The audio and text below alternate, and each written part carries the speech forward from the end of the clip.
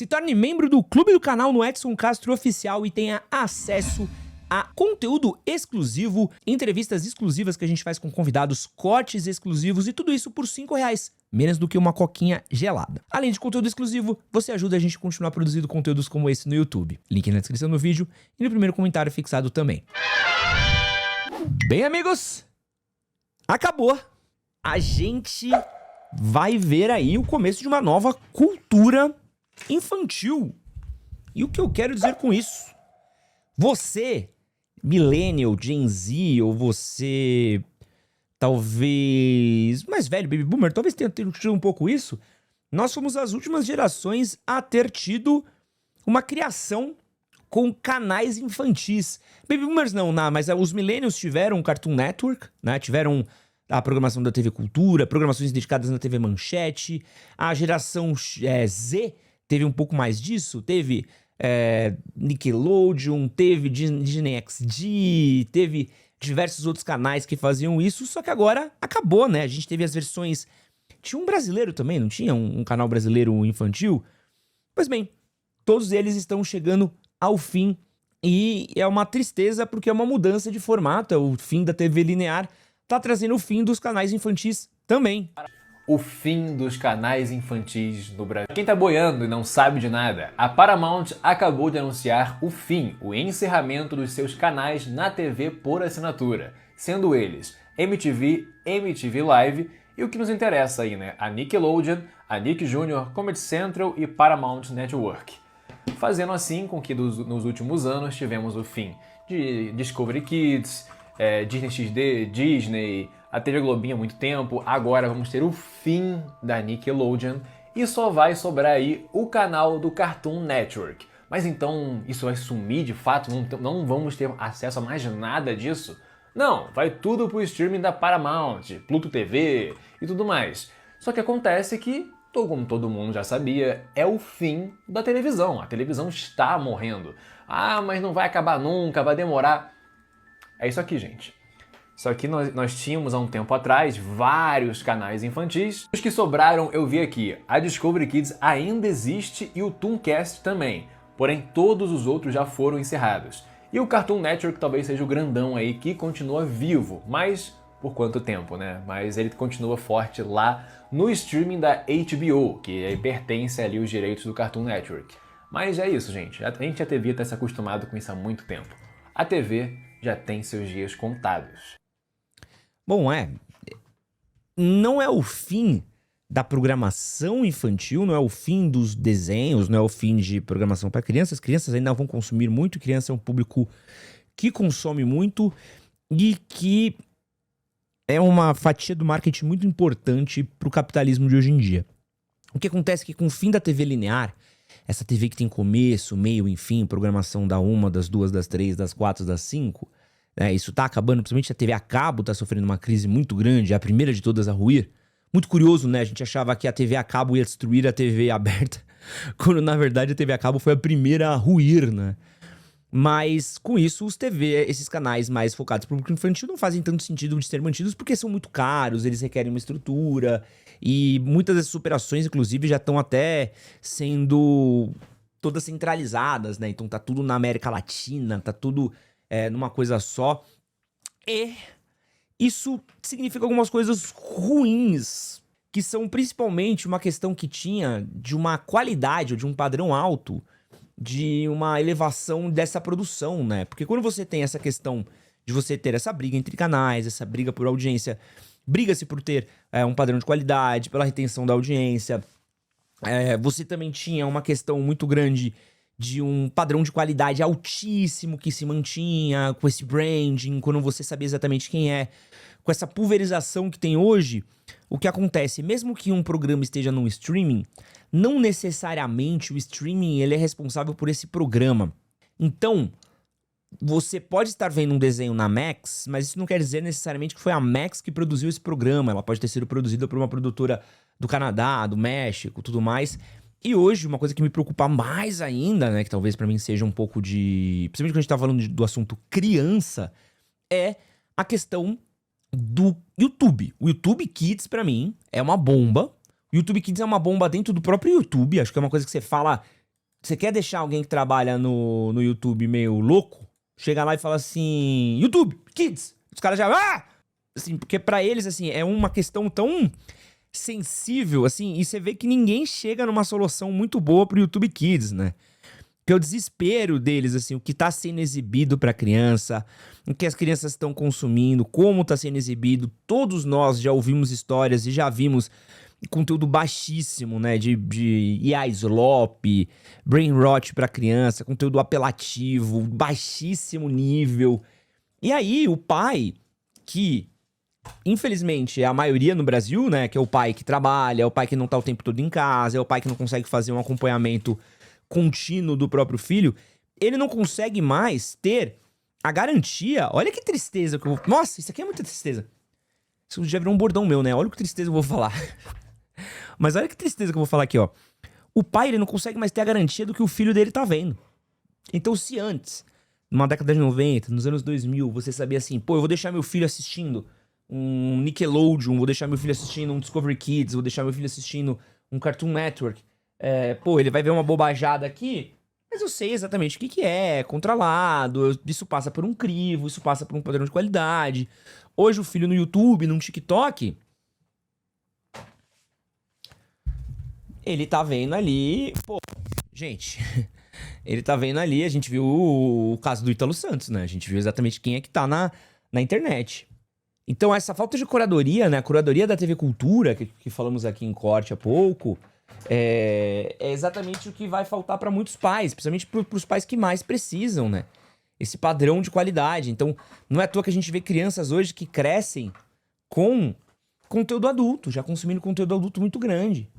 Essa comparação de desenhos antigos com os novos, ela é muito comum, né? Essa coisa dos desenhos mais novos, eles precisam ser mais coloridos, mais agitados, com mais barulho, precisam estar chamando a atenção com mais frequência. Só você olhar uma animação... Pô, se você pegar uma animação, nem vou pegar uma muito famosa, assim, se pegar Fível, se você pegar Em Busca do Vale Encantado, se você pegar Todos os Cães Merecem o Céu, se você pegar, vamos lá, Bela e a Fera. Bela e a Fera tem alguns momentos que chegam a ser contemplativos, né? Bela e a Fera tem momentos que a Bela tá andando, tá conversando, eles estão tendo falas. A Bela não é um filme de ação, uma história de ação. Pô, eu fui tentar assistir Frozen 2 outro dia. Frozen 2 o tempo todo eles têm que estar correndo, caindo, pulando, gritando. Assista a uma animação de hoje em dia e você verá o quanto que tem a necessidade de a cada 7 minutos, no máximo, tá acontecendo uma correria, uma gritaria, tá caindo, tá fazendo um capof, cabum, bam, bam, bam, bam, bam, correria, tudo tem que ser resolvido em correria, né? O próprio Divertidamente 2, se você assistir, ele vira uma correria ali no final, sendo que é um filme muito mais introspectivo, que talvez não precisasse ser aquela resolução que é, mas aí tô sendo crítico de bobeirinha, né? Mas qual que é a grande questão aqui? A gente perde boa parte da curadoria que os canais tinham e que era muito importante pros pais, né? Que você tinha exatamente de quem cobrar. Né, ou você tinha exatamente de saber que, tipo assim, eu tenho o padrão de qualidade Nickelodeon, eu tenho o padrão de qualidade Cartoon Network, eu tenho o padrão de qualidade TV Cultura, eu tenho o padrão de qualidade SBT. Aí talvez nem tanto o padrão, aí tem um padrão SBT, né? Porque eu lembro que a primeira tetinha que eu vi na televisão foi justamente no SBT, né? Então, assim, cresce um pouco desse desespero, assim... Eu acho que quem é pai, e acho que quem for dar uma... Eu lembro que eu fui passava aquele Cinema em Casa, tinha aquela Férias de Verão, não sei se vocês lembram que tinha esse filme. E não sei se era Férias de Verão, mas eu lembro que tinha Porques, eu lembro que tinha Robocop, Robocop era Globo, né? Mas eu lembro que tinha Enigma do Outro Mundo, que eu acho que passava no SBT. Pô, eu lembro, o SBT passava filme de terror, velho. Sábado, de tarde, de semana de tarde. Eu vi umas coisas horrorosas no SBT, assim, e passava tranquilamente, né? Tipo, depois do Chaves, tu terminava o Chaves, tava passando filme com mutilação, corte de cabeça. Mano, os bagulho absurdo. Brinquedo Assassino 2, né? 2 da tarde, né? Era o padrão SBT, né? E aí, acho que essa é a grande questão que hoje muitos pais devem sofrer, justamente de, tipo assim, como ter uma programação de qualidade pro próprio filho, como regulamentar o que o próprio filho tá consumindo. E como ter o tempo pra cuidar do próprio filho, né? E as telas são uma preocupação muito grande dos filhos hoje, né? E com esses canais, e terminando, com os canais infantis acabando, termina um pouco disso, né? E sem falar a coisa triste que, pô, essa cultura comum que a gente tinha, de nós assistirmos o mesmo canal, de nós assistirmos da criação... Pô, nem posso falar, a criação do Cartoon Network que fazia isso muito bem, né? De ter, tipo, as brincadeiras entre canais, as coisas conversarem entre si, ou você ter a Nick tinha uma programação absurda, cara, absurda a Nickelodeon também.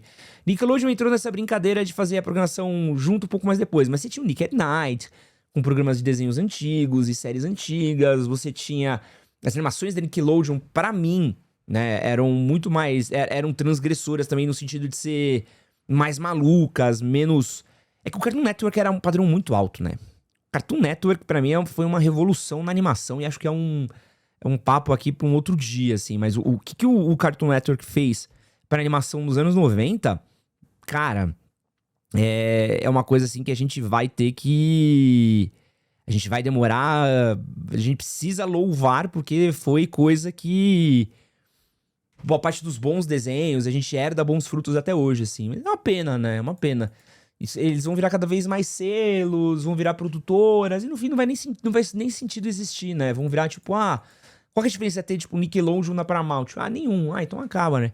Sendo que a Nick tem toda uma história legal de programas infantis, programas de auditório, das séries, das séries de atores. A própria Disney tem um histórico muito grande disso também. Enfim... É uma pena que isso tá acontecendo, uma pena que é uma mudança, acho que a mudança é essa, e nós fomos a última geração que crescemos com canais infantis e programação infantil na TV aberta, né, e TV no geral. A TV agora tem cada vez menos programas infantis, a TV não sabe como lidar com criança, né, essa aqui é a real. E é isso. E eu fiz uma votação aqui pra galera votar qual que era o favorito deles, né, se era Cartoon Network, Disney, né, o Disney XD, ou o Nickelodeon, e ganhou o Nickelodeon, porra. E ganhou o Cartoon, né? Cartoon com 72%, Nick com 17% e Disney com 12%. Pô, o Cartoon era brabíssimo, né? Eu amava o Boomerang. Mano, o Boomerang pra mim tinha o comercial mais foda. O Boomerang era um canal do Cartoon Network que só passava desenho antigo. Então passava desenhos da Hanna-Barbera, passava... Puta, que eu vou tomar um strike aqui. Não vou passar. Mas basicamente o comercial era isso daqui, ó. Tipo, eram essas crianças, né? Tipo, você vê uma criança vestida de guarda, uma menina de salto alto num restaurante. Não, a qualidade do comercial aqui tá pica. Um menino em casa comendo comida japonesa, né? Chinesa. Um cara na cama de óculos aqui. E aí tocando uma puta música, ó, a mulher aqui se depilando, a menina se depilando. Tinha Fox Kids também, né? Fox Kids eu nunca tive, porque era caro. Que era o pacote de TV a cabo que minha família não podia assinar. Que eu lembro que passava os desenhos de super-herói, né? Eu lembro que passava o X-Men, Miranha. Ó. Aí aqui, ó. Esse aqui é muito foda. Que é as criancinhas nas roupas de adulto. E olha isso daqui, ó. O que ela tá vendo? Eles estão assistindo, tipo assim, a ideia assim, eles estão vendo desenhos antigos. Então assim, sua infância está de volta. Boomerang, porque tudo que é bom volta. E é tipo como se os adultos estivessem voltando a se sentir criança porque estão vendo as animações antigas deles. Esse canal era maravilhoso, passava Scooby-Doo, passava Hanna-Barbera até não poder mais, passava Looney Tunes. A Warner tem um catálogo muito bom, né? E é isso daí, uma pena. A Warner, pra mim, é uma das que mais mosca com esse sentido de não saber o que fazer com o próprio catálogo dela, né? Principalmente o infantil. O catálogo infantil da Warner é insano. Insano. Infelizmente, não acho que fazem muita coisa boa com ela, não. Muitas IPs deles, muitos personagens deles, inclusive. Hanna-Barbera, que são personagens riquíssimos, estão completamente esquecidos no pagode, assim. É uma pena. Mas enfim, vai sentir saudades aí de algum desses canais? Comentei pra nós. Aproveita que você chegou até aqui, não esquece de curtir, compartilhar, se inscrever e é nóis. Valeu!